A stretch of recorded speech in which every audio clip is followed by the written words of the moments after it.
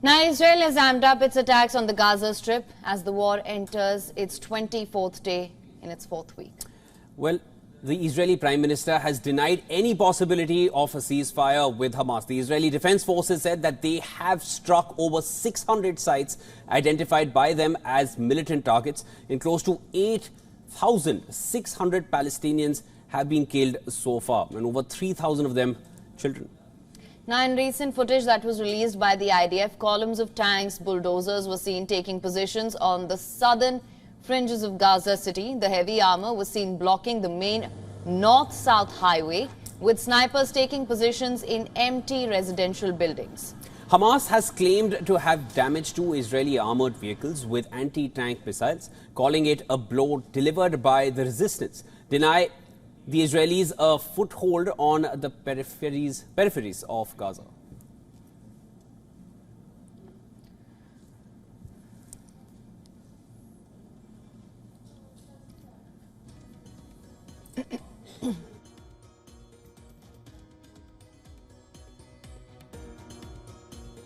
Regarding the what's called the ground invasion to Gaza Strip, I can see all the attempts of the Israeli occupation forces to invade Gaza or to enter the borders of Gaza failed, and our brigades, Qassam brigades, highly prepared, and they successfully fought against the attempts of the occupation forces to invade Gaza, and they succeeded to cause them damages and big losses in Gaza Strip. I think this is kind that Israeli forces try to cover or try to give a picture or image to the Israeli public that they have made big victory in Gaza Strip, that they did something against our resistance, against Qassam brigades. But I can speak loudly that they failed to do anything in Gaza Strip. In further escalations along the Israel-Lebanon border, Lebanon's Hezbollah has claimed to have downed an Israeli drone. Lebanon's caretaker Prime Minister Najib Mikati said that while he is working to ensure that his country does not enter the war, he could not rule out an escalation that could engulf the entire Middle East. The Israeli military has also claimed to have struck Syrian military infrastructure in response to rocket launches from inside Syrian territory.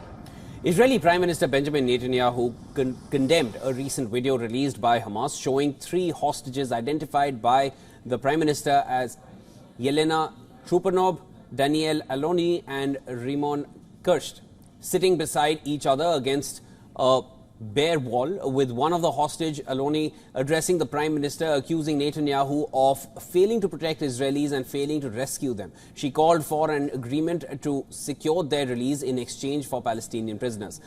Concurrently, Prime Minister Netanyahu addressed the press, pledging to bring the hostages home safely.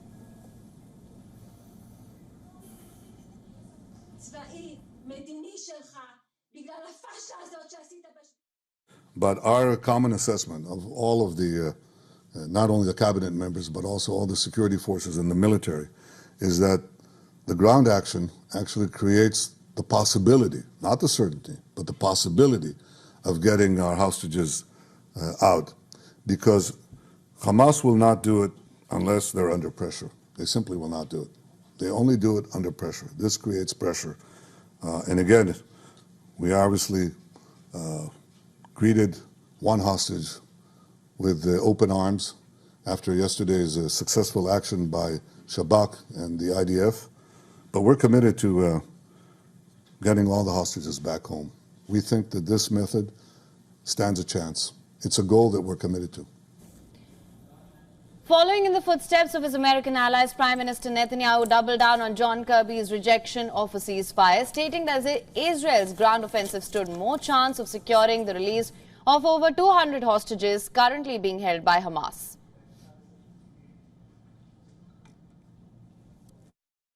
Just as the United States would not agree to a ceasefire after the bombing of Pearl Harbor or after the terrorist attack of 9/11, Israel will not agree to a cessation of hostilities with Hamas after the horrific attacks of October 7th.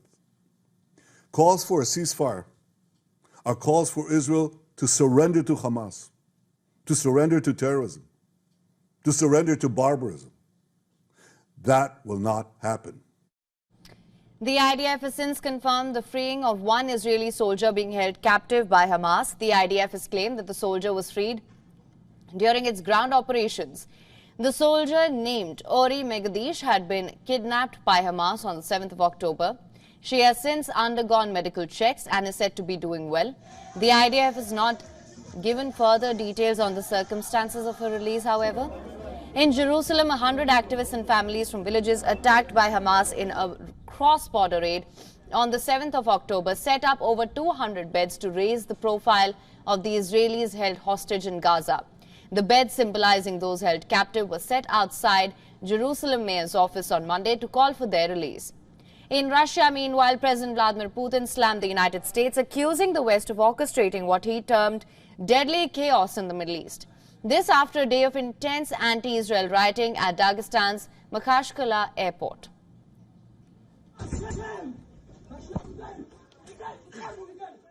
На недавней встрече с лидерами религиозных объединений, как вы знаете, говорил уже о попытках использовать драматическую ситуацию на Ближнем Востоке, другие региональные конфликты против нашей страны, против России, для дестабилизации и раскола нашего многонационального и многоконфессионального общества. Для этого применяют самые разные средства, как мы видим, и ложь, и провокации, и изощренные технологии психологической и информационной агрессии.